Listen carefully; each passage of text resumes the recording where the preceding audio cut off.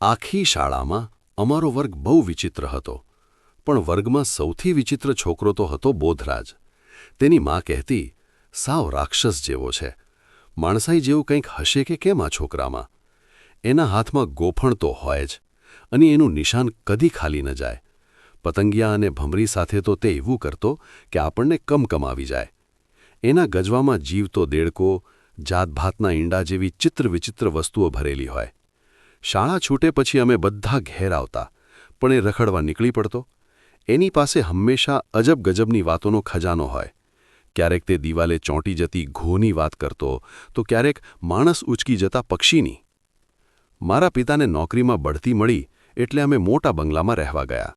તે જૂની ઢબનો હતો અને એના ગોદામમાં અમારો વધારાનો સામાન પડ્યો રહેતો. બંગલો શહેરની બહાર હતો, તેથી મારા મિત્રો ત્યાં કોકવાર જ આવતા. એમાં બોધરાજ એક અપવાદ હતો. એ અવારનવાર આવતો. એને તો ત્યાંની વનરાજીમાં શિકાર કરવા માટે મોકળું મેદાન મળી ગયું હતું. ગોદામની હવાબારીનો એક કાચ તૂટી ગયેલો હતો. ત્યાં એક માળો હતો.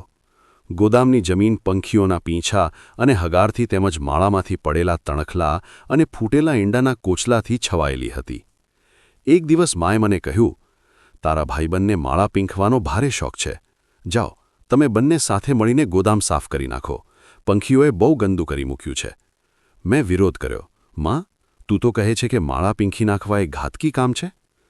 હું એમ નથી કહેતી કે પંખીઓને મારો, એમને હાનિ પહોંચાડ્યા વગર માળાની જગ્યા બદલી નાખો. બીજી વાર બોધરાજ આવ્યો ત્યારે એને સાથે લઈને હું ગોદામમાં ગયો. ગોદામમાં જંગલી જાનવરની બોર્ડ જેવું અંધારું હતું અને દુર્ગંધ પણ આવતી હતી. મને થોડો ડર તો હતો કે બોધરાજ એની ટેવ મુજબ માળા પીંખી નાખશે તો, પંખીના પીંછા ખેંચીને ઈંડા ફોડી નાખશે તો. જે માં મારી બોધરાજ સાથેની મૈત્રીનો વિરોધ કરતી હતી, એણે ગોદામ સાફ કરવાનું કામ એને કેમ સોંપ્યું તે મને સમજાયું નહીં. અમે ગોદામમાં ગયા. બોધરાજની સાથે ગોફણ હતી. એણે છાપરા નીચે ક્યાં ક્યાં માળા છે તે બરાબર જોઈ લીધું. લાકડાના મોભની બે બાજુ ઢળતું છાપરું હતું. મોભને એક છેડે હવાબારી પાસે પણ એક માળો હતો. ગોફણનું નિશાન લેતો બોધરાજ બોલ્યો, ત્યાં કાબરના બચ્ચા છે. બે નાની નાની પીળી ચાંચ માળામાંથી બહાર દેખાતી હતી. જો, એ બ્રાહ્મણી કાબર છે. આ વિસ્તારમાં ભાગ્યે જ જોવા વળે. આ બચ્ચાના મા બાપ બીજી કાબરોથી વિખૂટા પડી ગયા હશે અને અહીં માળો બાંધ્યો હશે. એના મા બાપ હમણાં ક્યાં ગયા હશે? તે ચણ લેવા ગયા હશે. હમણાં જ પાછા ફરશે. બોધરાજે ગોફણ ઊંચી કરી. હું તેને રોકવા માંગતો હતો, પણ હું કંઈક કહું તે પહેલાં જ સર્ર અવાજ આવ્યો અને એમાંથી છૂટેલો પથ્થર પતરાના છાપરા સાથે અફડાઈને જોરથી નીચે પડ્યો. નાનકડી ચાંચો માળામાં સંતાઈ ગઈ. પંખીઓનું ચી ચી ચી ચકચક થંભી ગયું. બધા પંખીઓ ગભરાઈને શાંત થઈ ગયા હોય એવું લાગ્યું. બોધરાજે બીજો પથ્થર ફેંક્યો. આ પથ્થર થાંભલાને વાગીને નીચે પડ્યો. બોધરાજને પોતાના અચૂક નિશાન માટે ગર્વ હતો. 2 વાર નિશાન ખાલી જતા તે પોતાની જાત પર ગુસ્સે થયો. માળામાંથી બચ્ચાઓએ ફરી ડોક્યું કર્યું ત્યારે એણે ત્રીજો પ્રયત્ન કર્યો. આ વખતે પથ્થર માળાની એક બાજુએ વાગ્યો. માળામાંથી થોડા રૂના ગાભા અને સળી નીચે પડ્યા, પણ માળો નીચે પડ્યો નહીં. બોધરાજે ફરી ગોફણ ઉપાડી. અચાનક હવાબારીમાંથી આવતા પ્રકાશને રોકી દેતો એક મોટો પડછાયો રૂમમાંથી ઝડપથી પસાર થઈ ગયો.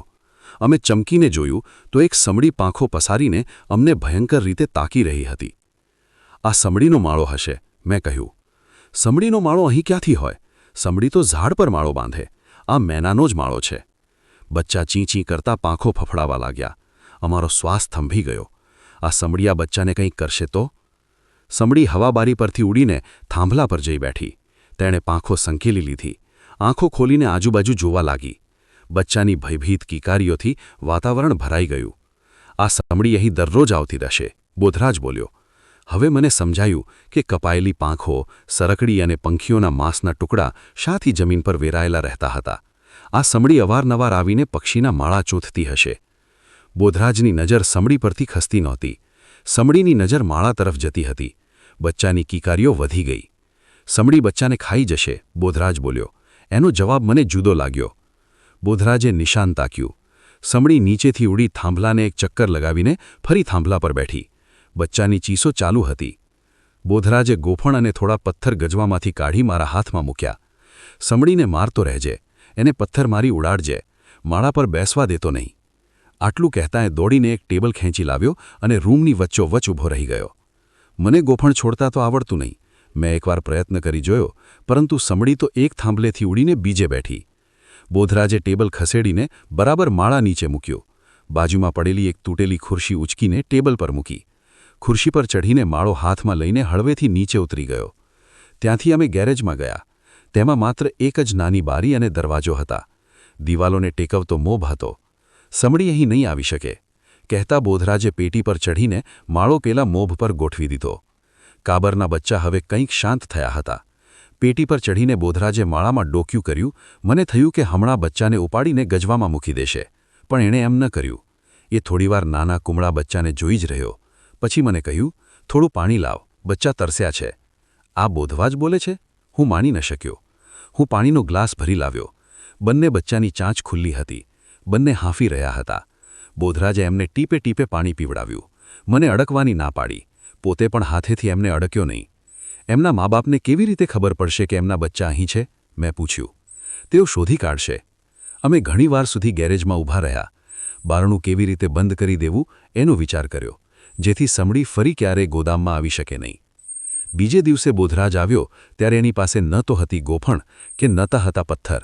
એ દાણાની થેલી ભરી લાવ્યો હતો.